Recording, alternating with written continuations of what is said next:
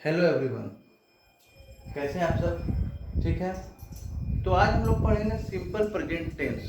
Simple present tense का पिछले video में हम लोगों ने पढ़ा था कि रूल 1, रूल 2, रूल 3, 4 ये सारे रूल्स पढ़े थे।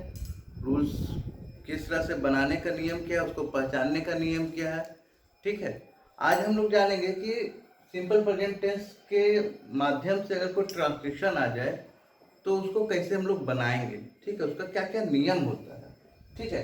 तो सबसे पहले हम लोग सिंपल प्रेजेंट टेंस, ठीक है, सिंपल प्रेजेंट टेंस पहला बात कहता है सिंपल प्रेजेंट टेंस में ता है पहचानने का नियम। वाक्य के अंत में ता है, ते हो, ती है, ठीक है, ता है, ते है, ती है, तो हो, यह क्या है? ये सब सिंपल प्रेजेंट टेंस है। ठीक है। वाक्य के अंत में ता है, ते है, ती हो, तो उसको हम लोग क्या जानेंगे? यह सिंपल प्रेजेंट टेंस है। एक उदाहरण, एक एग्जांपल देखते हैं। मैं क्रिकेट खेलता हूँ। ठीक है। ये वाक्य के अंत में क्या है? ता है। आप सब देख पा रहे हैं, वाक्य के अंत में ता है। मैं क्रिकेट खेलता हूँ, वाक्य के अंत में ता हूँ। ठीक है। तो ये क्या हो गया? सिंपल प्रेजेंट टेंस हुआ। समझ गए? अब हम लोग आगे बढ़ते हैं। इसको बनाने का नियम क्या है? इसको बनाने का नियम क्या है? सब्जेक्ट। ठीक है, सब्जेक्ट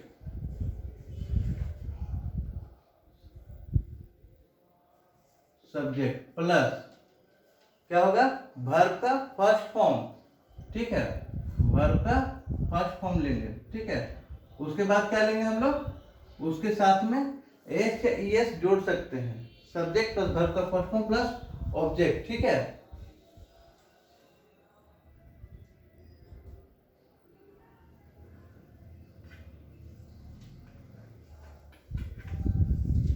एस या ES singular word plural words के साथ में एस या ईएस हम लोग जोड़ेंगे। समझ में आया? यहाँ तक क्लियर हुआ?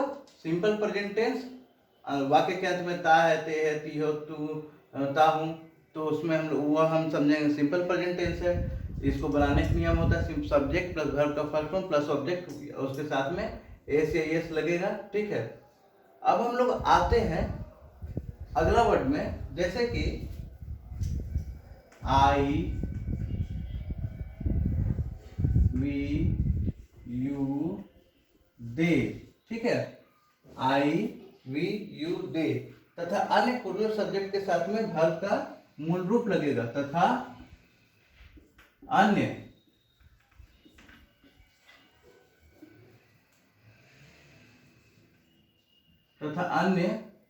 प्लूरल सब्जेक्ट के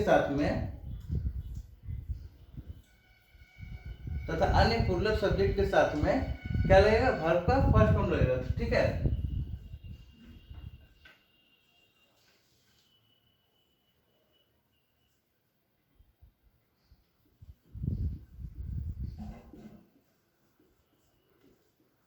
साथ में वर्ब का फर्स्ट फॉर्म लगेगा। ठीक है। आई वी यू दे के साथ में उसके अन्य प्लूरल सब्जेक्ट के साथ में क्या लगेगा? वर्ब का फर्स्ट फॉर्म लगेगा। जैसे गो, कम, रन, एक्सेट्रा। ठीक है। ये वर्ब का फर्स्ट फॉर्म है। ठीक है। वर्ब का 5 फॉर्म होता है। ठीक है। वर्ब का first form, second form, third form, fourth form, fifth form. ठीक है। पहले हम लोग 3 फॉर्म याद कर देते हैं। वर्ब का first form, second form, third form. ठीक है।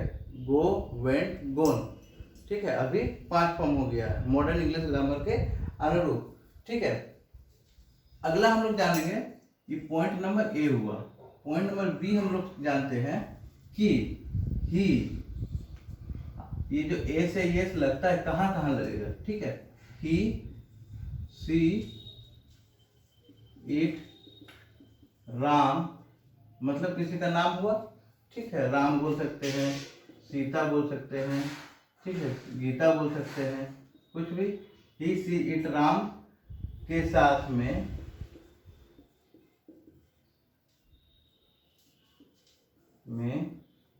एस या एस का प्रयोग होगा, ठीक है। ही सी इट राम के साथ में एस एस का प्रयोग है, थर्ड पर्सन प्लूरल सब्जेक्ट, ठीक है, थर्ड पर्सन प्लूरल सब्जेक्ट के साथ में एस एस का प्रयोग होगा। क्या? थर्ड पर्सन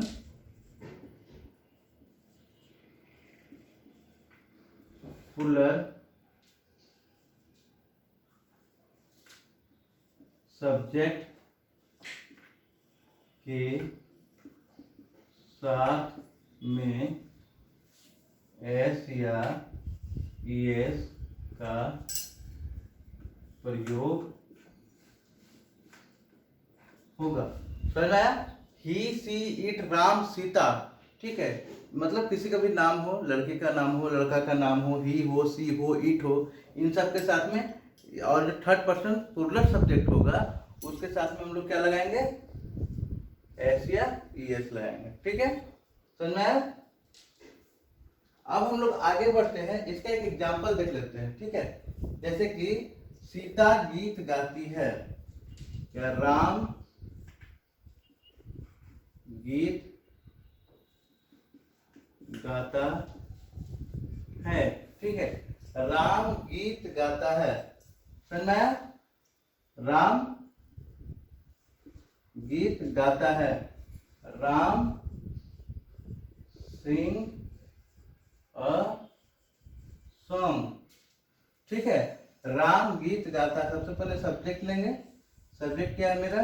राम है, ठीक है। उसके बाद क्या लेंगे? सब्जेक्ट के साथ में वर्ब लेंगे, वर्ब क्या है? ये वर्ब है मेरा, ठीक है,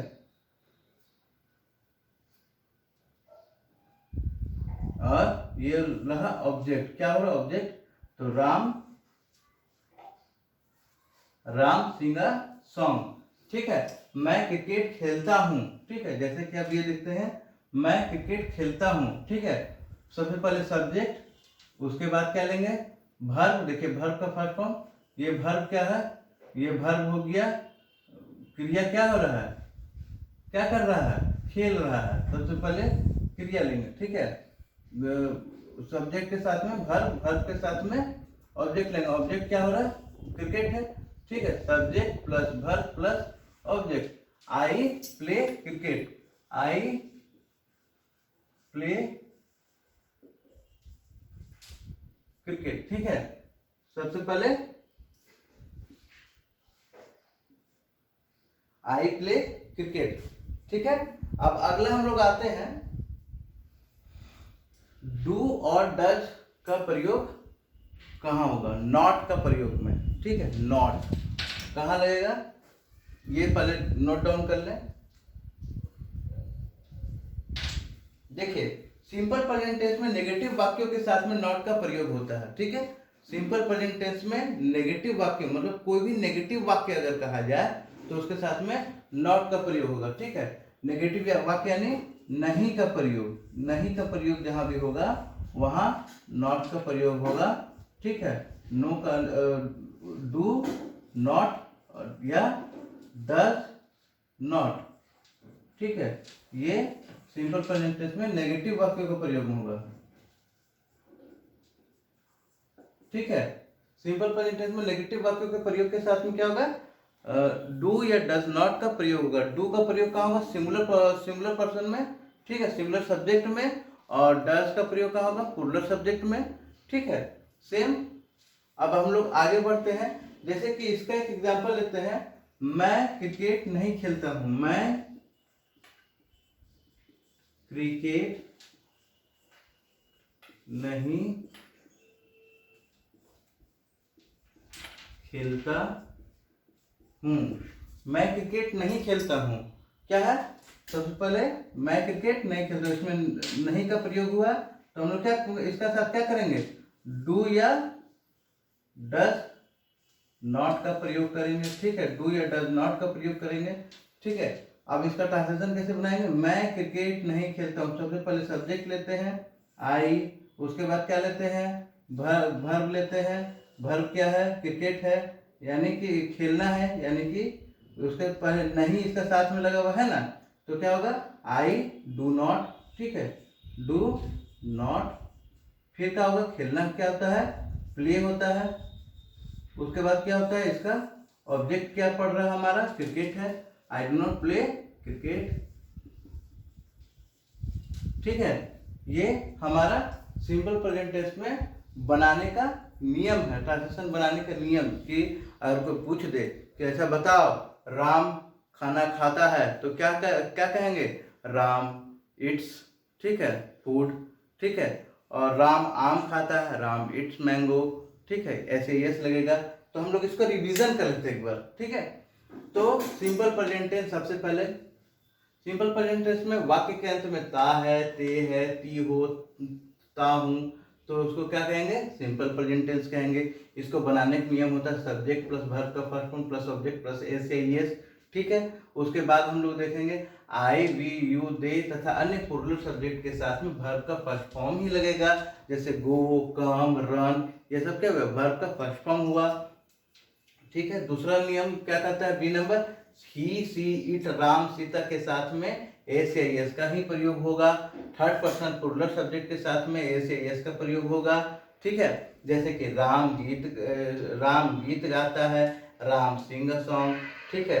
मैं क्रिकेट, अब क्या है, जैसे कि मैं क्रिकेट खेलता हूँ, आई प्ले क्रिकेट, ठीक है।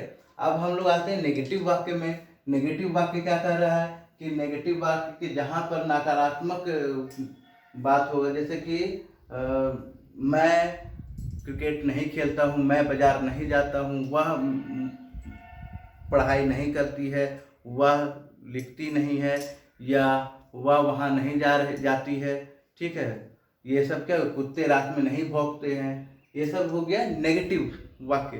तो नेगेटिव वाक्य के साथ में डू नॉट और डज नॉट का प्रयोग करेंगे, ठीक है। डू नॉट और डज नॉट का प्रयोग कैसे करेंगे, जैसे कि मैं क्रिकेट नहीं खेलता हूँ, आई, उसके बाद में खेलना का लिखेंगे, verb subject plus verb plus object, verb के साथ में क्या लगा हुआ है, नहीं लगा हुआ है, तो आई डू नॉट, यहाँ I do not play cricket. ये हो गया सिंपल प्रेजेंट टेंस का बनाने का कुछ नियम, ठीक है। अब हम लोग थोड़ा और आगे बढ़ते हैं। Interrogative sentence. इंट्रोगेटिव सेंटेंस क्या होता है, इंट्रोगेटिव सेंटेंस वो होता है जो आप मतलब प्रश्नवाचक वाक्य हो तो इंट्रोगेटिव सेंटेंस कहा जाता है, ठीक है। प्रश्नवाचक वाक्य, जैसे कि क्या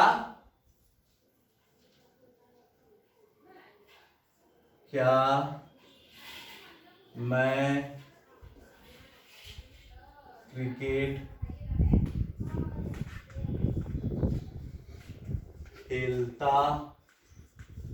हूँ, ठीक है।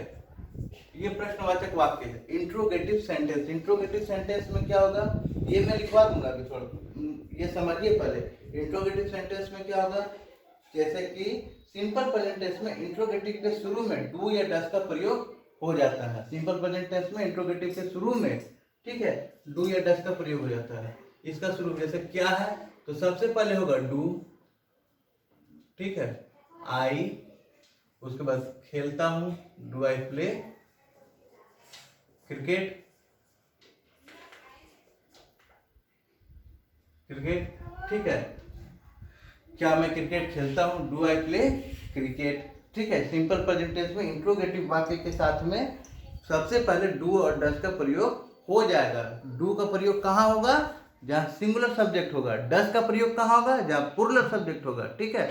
जैसे कि ही, सी, इट, राम के साथ में ऐसे यस लगेगा, और सिंगुलर होगा आई, वी, यू, दे, ठीक है। आई, वी, यू, दे, ये सब के साथ में आपको क्या लगाना है, सिर्फ एस लगाना है। और अगर ही, सी, इट, नेम कुछ भी नाम होगा तो क्या लगेगा, एस या उसके साथ में ई एस लगेगा, ठीक है। इतना समझ में आ गया, क्लियर। अब आप इसको नोट डाउन करें, इसके बाद में मैं इसे मिटाकर फिर मैं इसका नेगेटिव और इंट्रोगेटिव का एग्जाम्पल बता देता हूँ, ठीक है।